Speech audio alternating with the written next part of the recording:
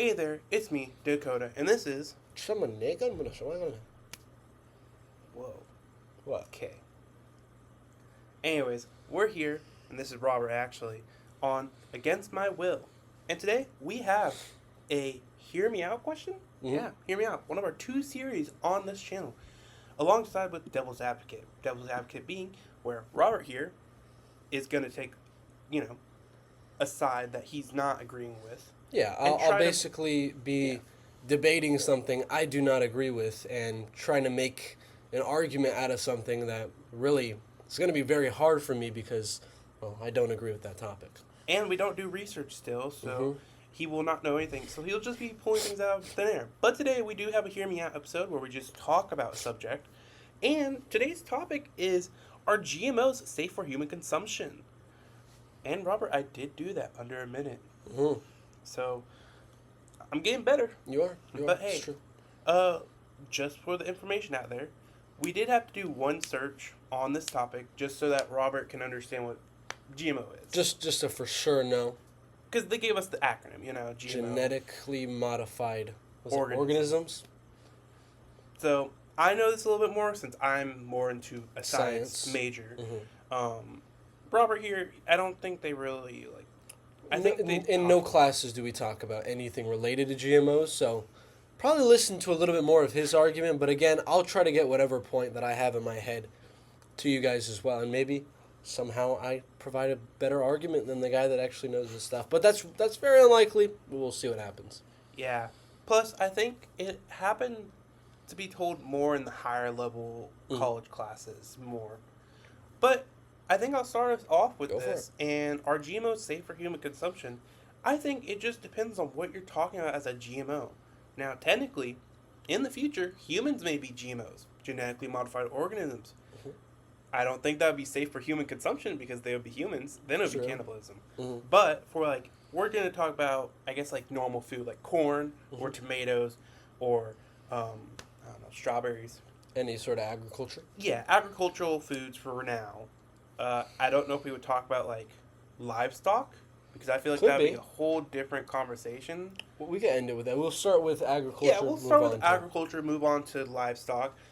Definitely not humans, though, because that would be kind of crossing the line there. No. We're not to that point yet. But GMOs with agriculture, think of corn, tomatoes, stuff like that, right? I guess potatoes could be placed in that as well. Mm-hmm. I think it just depends on the crop. Mm-hmm.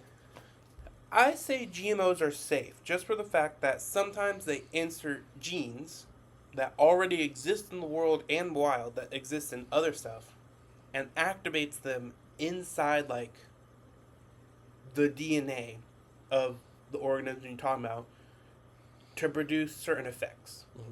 Like making them bigger and whatnot. Or, hey, I need some GMOs. Making them bigger or making them more nutrient packed. They could help with many problems we have nowadays, like starvation and world hunger. And it's not as big. I mean, world hunger is a problem that's not as prevalent nowadays, especially in the last 20 years. Just in the more areas that are kind of drier environments that they can't do as much agriculture in. Yeah. I think it would be very helpful for that because if you can easily grow something quickly and send it out so that people can, quickly make it as a meal to help. If it grows really fast and is really big, helps with everything. Yeah. I feel like those could be helpful. Now, it could technically be harmful in some way. I feel like it could technically. It just depends on, what if someone rogue places in a gene that activates a toxin to be made. Like a defense system for the plant that typically, what would it be? Jalapenos.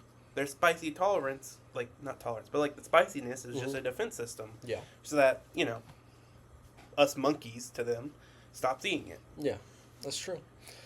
Yeah, it's an interesting topic, GMOs, because again, like you're saying, it kind of comes down to not necessarily are GMOs safe for human consumption, which is the actual prompt that we're answering and debating here, but it's more who is actually genetically modifying them and do they have good intentions with what they're doing. If they're using other natural means of putting a different gene into this specific fruit or animal, we haven't talked about that yet, and it's already found in nature, it's already proven to know what that gene does, then it's likely going to be safe unless they mess up and accidentally alter that one, except for what they were originally planning to put in the gene. So it would have to be trialed and tested to make sure the exact genome or gene was whatever Genome gene is actually moved into whatever agriculture or whatever they're trying to place it in. But again, it's only if we know that they have properly done it and have tested the validity of them moving that gene to a different organism. But again, from like just a random seller on the street saying, yeah, in my backyard today, I just developed this new tomato with it's genetically modified, and we don't know because they haven't tested it, they haven't whatever to make sure it's actually going to be safe for consumption. So again, it comes down to the actual testing that we actually can know as a population, as a community. It's not necessarily GMOs are always bad. It's only, do we know the person putting the are making the genetically modified organisms are actually doing it correctly or out of goodwill and not in a malicious way. We haven't talked about livestock really at all yet, because that's a weirder one. You could obviously figure out like strawberries mixed with pineapples, but we're not really at the technological advancement yet to where we're like changing donkeys into donk monkeys or anything crazy like that. Now, I will also bring up on the previous topic of GMOs, technically it is a genetically modified organism. So if we're talking in that sense, I think it's really referring to like the ones that had their genes specifically taken out and added to another thing. Yeah. Because if it wasn't talking about that, technically all plants were GMOs because they've been bred. They've been bred to get perfect traits. Yeah. Like bananas, they used to be, what was it? Small, tough skin and not really nutrient insides, and now they're normal bananas today. I feel like the genetics aren't changing due to what humans are doing to the thing. It's due to how they put that specific part of agriculture in a specific environment to produce what they want. So they're not actually, I don't feel like they're actually modifying the genes. But yeah, I see what you're saying. They're just trying to like single out a certain trait of it to get it reproduced into a next generation. Yeah.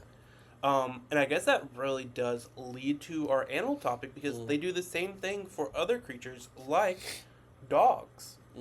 Dog breeding, where they get specific traits, or chickens as well. Chickens are another one. And I guess that would be the natural side, but the GMO topic on it, would that be safe, in your opinion? To consume. Yeah, to consume. It's like maybe we're genetically modifying a cow to grow bigger, or a cow to, we know there's this other fish out in the wild that we know doesn't have to eat a lot of food to survive, and it just survives off low calories and grows off of low calories, and maybe we put that in a cow. So we don't have to feed it as much and use as much resources to maintain that cow, and it's able to grow as fast as it can. Again, it has to be tested that we know exactly that this fish is going into the fish's genes is going into the cow's genes, and that we know, let's say we eat the fish, that it's actually safe to eat the fish first, just like with a plant. So we know it's okay to eat a strawberry, then we genetically modified into a pineapple. We got to know the strawberry is able to be consumed, the pineapple is able to be consumed, and then that gene transfer is able to be safely done for the consumers and us, kind of the same way as livestock. So I feel if there's any way to transfer over a gene from even a plant to an animal, which I don't know if that's possible yet. We'll see in the next few years. But again, it all comes down to, can they test it the correct way to know that both ways are being safely, and it's a safe outcome for you to actually consume. And again, the maliciousness of certain people having bad wills or bad intentions, we don't know, so there's got to probably be there's regulations for everything. There's got to be regulations so they don't mess up that transfer of genes to include something harmful or detrimental to the consumer. Yeah, like in the United States, it's the FDA for that type of stuff. It'd be the GMOA. I don't know. GMOA, that would, the genetically modified organisms. Association. You could do GMO, genetically modified association. That's A. This guy's science degree. I'm just kidding. I will also say, it is weird because with plants they're able to do it while the plant is grown, the DNA transfer. That is, But I yeah. think in like more advanced organisms, you have to do the gene transfer at the beginning of its like conception. Mhm. So I think right at like when I guess in this situation it would just be once it's starting to form, you would have to place like like you said, placing the fish DNA to the Yeah. cow. You'd probably have to try to incorporate it during the growth stage Yeah. instead of like it being already grown then injecting. But then you do that, you inject it while it's growing, and then that one has kids and kids and kids, and you Yeah. keep doing it till it evolves in a way to where it's suitable Adapts. and adapts into a way that's more beneficial for us and the people selling whatever they're trying to sell to make a profit. There is actually, I learned this in my ecology class the other week. There's a slug, like a sea slug, that had evolved to be a kleptochloro, something like that. Mhm. It eats algae and steals its chloroplast, the green parts on like plants, Yeah. and it can, after it eats like a certain amount of like algae, it can start producing its own energy via sunlight, just because of stealing the Yeah. what is it? I guess like the chloroplast. Yeah. Yeah. I feel like that would be a good trait to place in like animals, Yeah.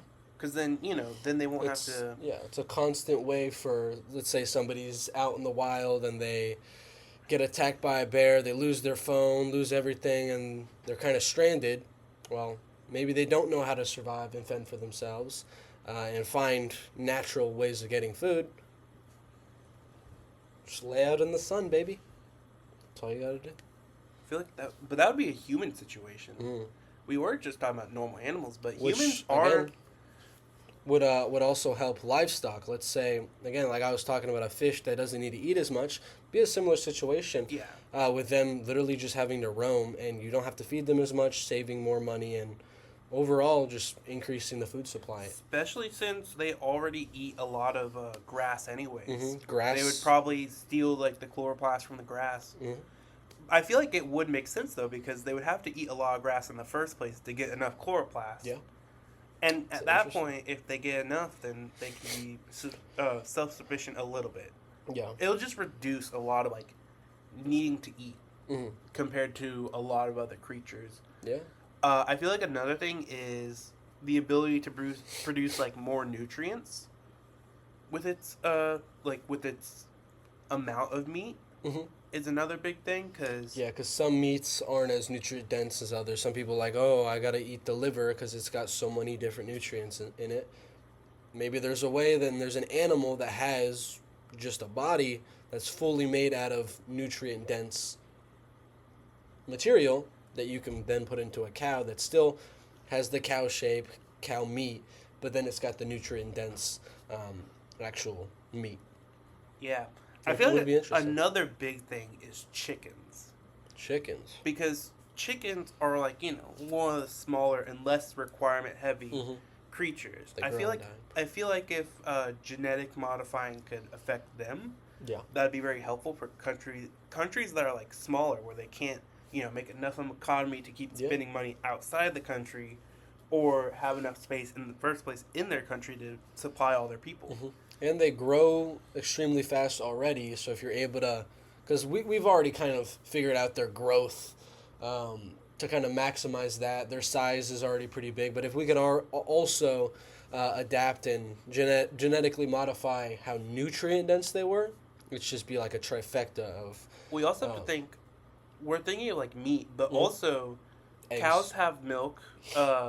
Chickens have eggs. Yeah. And also another big thing is possibly sheep with wool, True. because that would be helpful for stuff like shirts. Yeah. Maybe there's an animal we don't know about that's grows their hair extremely fast and it shaves off. You never Or know. one of the strongest materials that is, kind of hard to get, but it can make strong materials is spider silk. Mm. Imagine. Silkworms. I don't think that's the same thing. No, It- silkworms, they... Actually, yeah. No, I think you're right, actually. Uh, I don't know which one I was trying to think of with that situation. Yeah, but you just... I forgot that silkworms Yeah. exist, to be honest. If there's a way to genetically... there's so many things you can do. Again, you could get better food, bigger food, more nutrient-dense food, and then material-wise, whatever animals are creating a material, you can upscale that without actually having to, again, have humans do a lot of the work. And a lot of it requires manpower, and again, you're going to be using your car to go transport all this stuff. But I don't know. I think, again, if you have the right intentions with when you're genetically modifying it and you test it correctly, it's overall a net positive. If again, a lot of these things are you probably need to eventually get possible. you probably need to get approval beforehand Mhm. for trial. Yeah. And once the trial, kind of like how And don't let it leak like in Wuhan, China. oh. Man. They probably need to do like something kind of like how vaccines are, where they need to have a trial run. Yeah. After all the research is made, if the trial run works, they'll do extra tests, Mhm. and if the extra tests work, then they can move on to the actual Yeah. start throwing them out there, Mhm. so that people can get vaccines. But in this case, it would be like they'll do trial run, and if they can genetically modify it correctly without any actual harm to the creature, Yeah. or to the people that they probably have other creatures eat it first to see how it affects them. Oh yeah. And if it doesn't really have any effects, Then you have I am Caesar, where they evolve into oh yeah, big old monkeys that destroy the United States. So never mind. GMOs aren't that good. Never mind. What are you getting at there, bud? What? They also attacked Europe. Oh, I didn't know about Europe. At least I think we never actually knew that. in Yeah, the we didn't movie. watch the last movie, but yeah. I did. Oh, I didn't. My Yeah. bad. But yeah, we mainly agree on this one. Are GMOs safe for human consumption? Again, it depends. It just depends on the ruling. On the ruling. You got to get government involved in some capacity, and you got to get. Again, there's going to be people. Again, everything can be abused. No matter what, there's going to be bad people trying to do bad things with whatever topic that we can talk about. They could leave the United States, where there is no United States government, and develop their GMOs and enter the United States with those genetically modified organisms. And that could be bad. But again, on face value, GMOs are good. There's always going to be that exception. Like we've seen with the prohibition, it's better to regulate something than to just outright ban it. Because if you ban it, people are going to find a way around it. Yeah. If you regulate it, there's more likely to be people following the rules of it. Very true. Very true. Interesting topic there. GMOs. Yeah. Next time, probably something with cloning or immortality. We'll see. We'll see you in the next one. The Science Week. I have smelly socks. What? Bye, guys. Bye, guys.